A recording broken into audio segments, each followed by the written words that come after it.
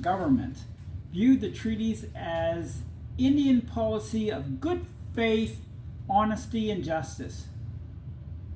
Yes, it is true that there was no compulsory migrations like the Trail of Tears in early 19th century. This is something that happened where native people in the southeast were herded and forced to Oklahoma. There was also no major military conflict wars like what had occurred throughout the 19th century in the United States, in America. But nonetheless, the treaties were far from perfect. Chief Big Bear of the Cree questioned whether the treaties were fair, considering that the Indians had no guarantee of a successful life without the buffalo. Also, did the Blackfoot understood all the concepts of Treaty 7? Elders in the 20th century would claim that their ancestors believed it to be a peace treaty. In 1876, Pound Maker, a prairie chief, reportedly said, quote, "The government mentions how much land is to be given to us. He says 640 acres, 1 square mile for each family he will give us. This is our land. It isn't a piece of pemmican to be cut off and given the little pieces back to us. It is ours and we will take what we want." End of quote. While the government believed that the Indians had surrendered the land, some natives looking back to the era offered different interpretations. One example is a native by the name of Fred Horse. Fred Horse of Frog Lake, Alberta. He had been born in 1910. He heard from his father that the government broke their promises. On the issue of the land, one native argument was that the Canadian government only wanted to buy grass, timber, and land. The surface of the land was only to be half a foot, and thus the land under the surface belonged to the natives. So there was this interpretation that what we have happening here was not that the natives were ceded all the land to the Canadian government. Instead, it was really only the top 6 inches. Everything underneath was still to be in the possession of native people. Others pointed to the early history when Europeans and natives exchanged gifts and had mutual agreements that benefited both parties. So some were using this thinking, this arrangement, this historical fact as a way to present that it wasn't to be a one-sided agreement. This was to be worked out where it was mutual for both. Indian activists leaned on oral testimony and argued that the Canadian government had acted in bad faith. Those who more or less defended the government pointed to written documents. So on the one side, you have them using oral testimony, the oral stories that were passed down from generation to generation. But the government would go back and point to the actual printed documents. Okay, I want to turn to British Columbia, because British Columbia was unique. That something what took place in British Columbia was different than the experience on the prairies. And as it turns out, it was far worse for natives. The British Columbia experience was worse for natives than what happened on the prairies. Well, British Columbia became part of Confederation in 1871. It would be a few years after the original four of New Brunswick, Nova Scotia, Quebec, and Ontario. Now, throughout the 1870s, while the federal government was establishing treaties on the prairies, across the mountain ranges, the British Columbia government avoided treaty-making policy. What was happening in prairies was not happening in British Columbia. Now, British Columbia contains limited agricultural land. And for those who have visited British Columbia, I mean, what dominates the province is forests, mountains, and the ocean. Now, there are regions where the farming is good, but it's quite limited. You know, down in the southern part, near Vancouver, you got the Fraser River, and along there you have productive farming. And there's other regions in southern British Columbia, but you know, the further north you get, you got a slower growing season. So what I'm saying here is that there's not a lot of agricultural land that's viable. Now, the areas that comprised most of the native population was along the irregular coastline and Vancouver Island. This is where most of your native population was, on the coast. So what was their way of life then? What would you say? Fishing and Fishing. gathering. Yeah, most of it was fishing. So they had an abundance of fishing, and it was, as a result, their way of living was not the migration, at least the coastal ones were not the migrations that you would have seen in the interior. And as a result of their being stationary centers, villages that remained, again, they don't have the nomadic experience of a prairie native. As a result, there are some very interesting consequences of that. Anyone who has looked at indigenous slavery, that is, indigenous people enslaving others, usually go to what was happening in coastal British Columbia. That was where slavery was much more common than other parts of Canada. So very different way of life.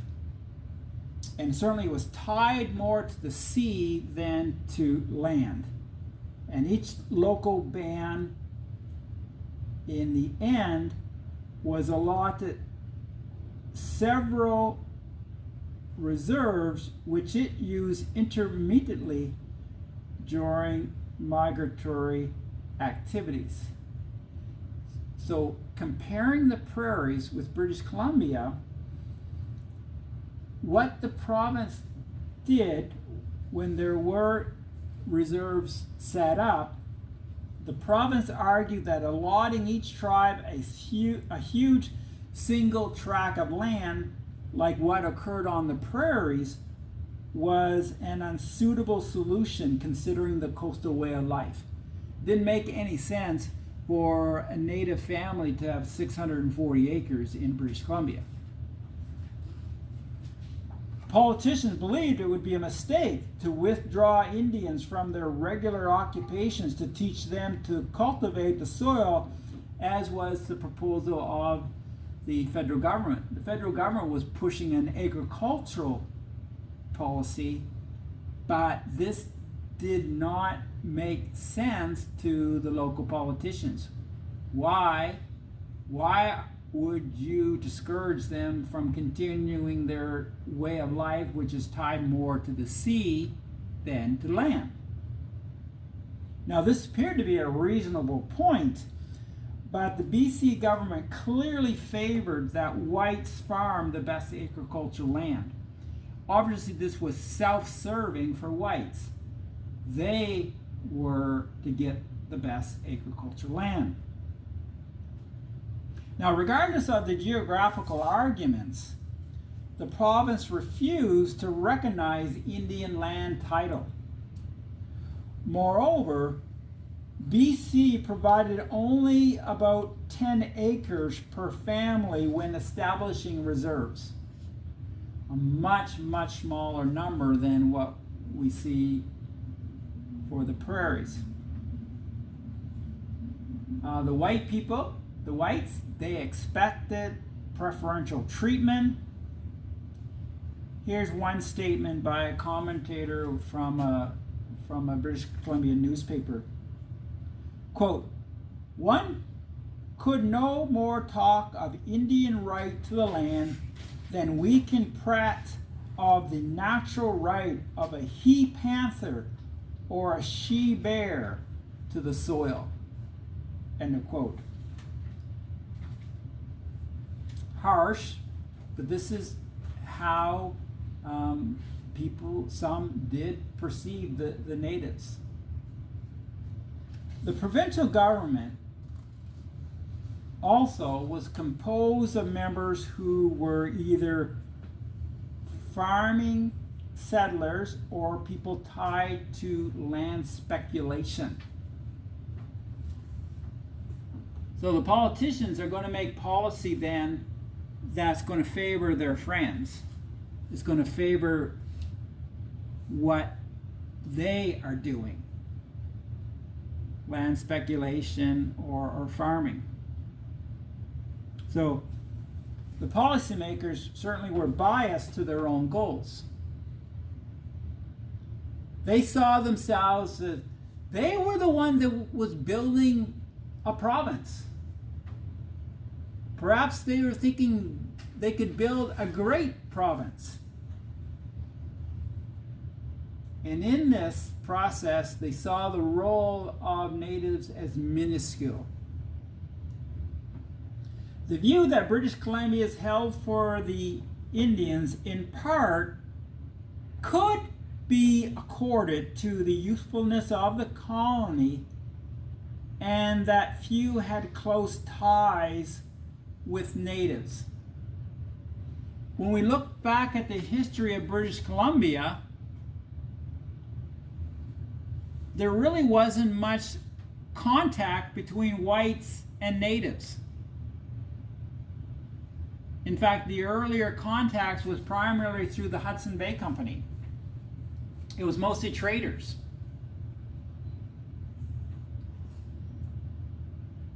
Settlers, that comes later.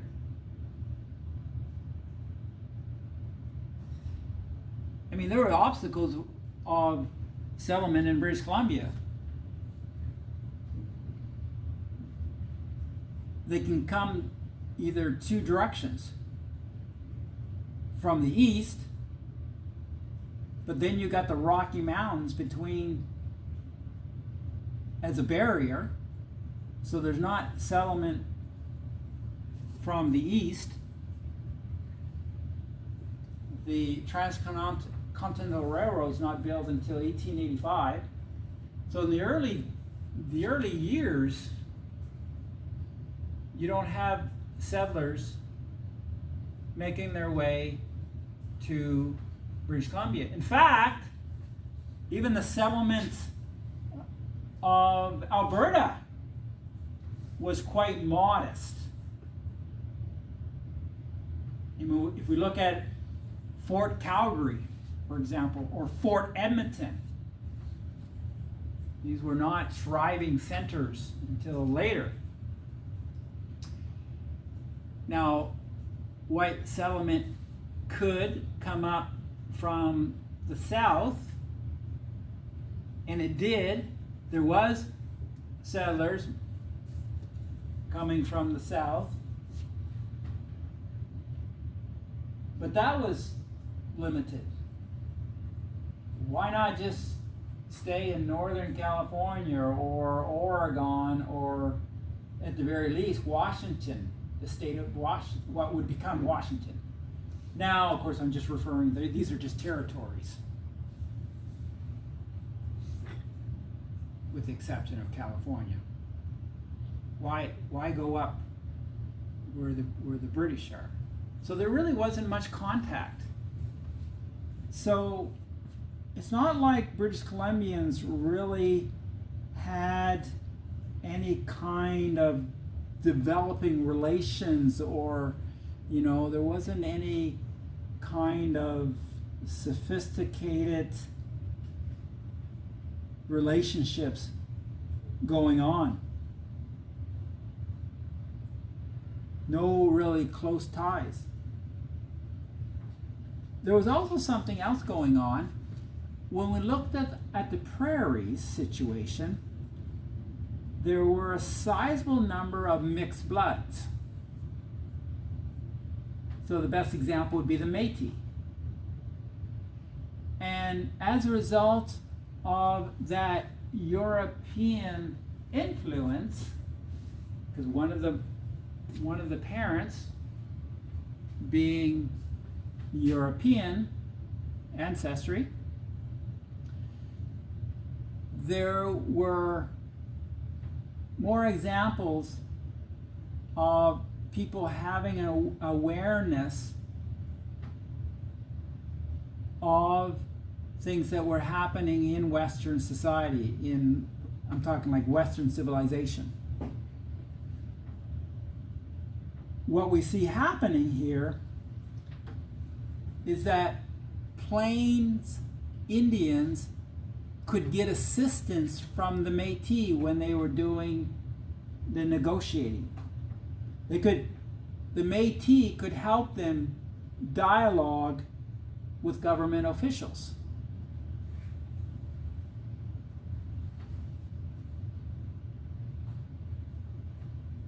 Now the Métis link also made them much more in tune with what was going on elsewhere with treaty talks.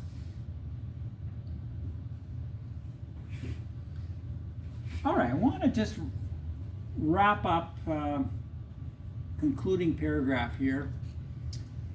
Treaties 6 and 7, encompassing a large area on the prairies east of British Columbia, were far from the ideal, but they did follow through with the basic formula of recognizing native title, as the proclamation had implied, the proclamation of 1763.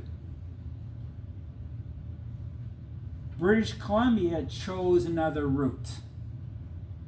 The British Columbia politicians proceeded much more cautiously. The Indian Act of 1876, which over the decades received many alterations, many changes, mirrored the thoughts of politicians who did not believe Indians were capable to adjust to Western civilization in the short term.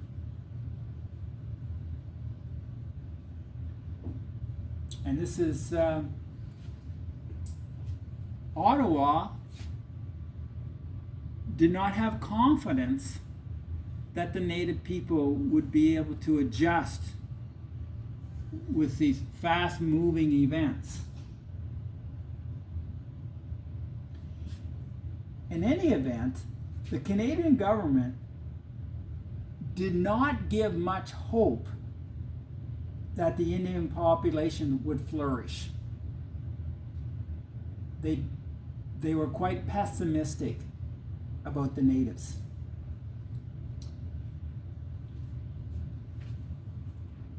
They would point to the statistics of the day. The statistics showed that Indian death outstripped Indian births.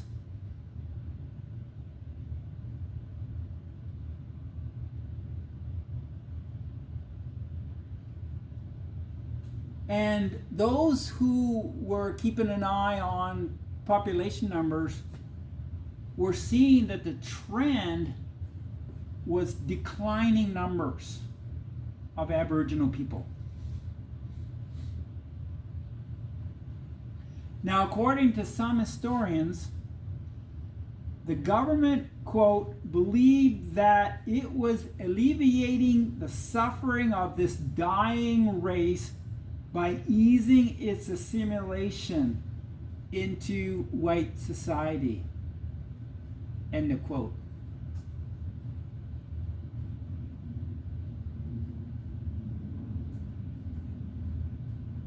And policymakers were struggling to figure this out. What was the best solution? What was the responsible thing for the government to do with these forces that were hurting the native communities? And certainly there were mistakes made.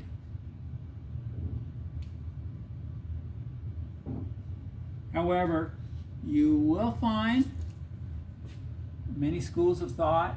I guess if we simplify it, we have the one side who look at this and sees wanton, even hatred and greed that results in the exploitation of these people. On the other hand, you'll have people who argue that, will concede that mistakes were made, but they generally cared for the well-being of these vulnerable people.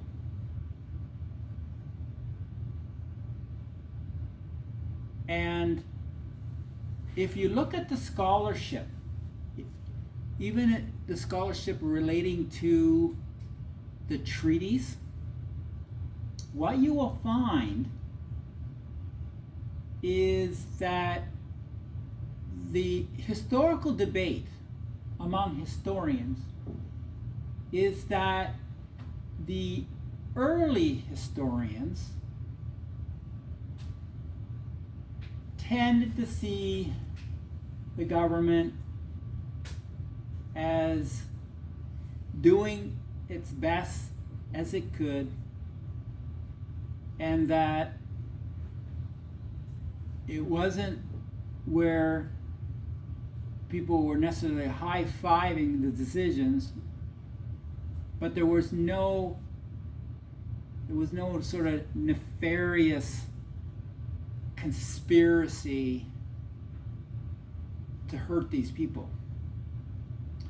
More recent scholarship, and actually maybe more accurately, more recent activism points to the argument that the government exploited these people.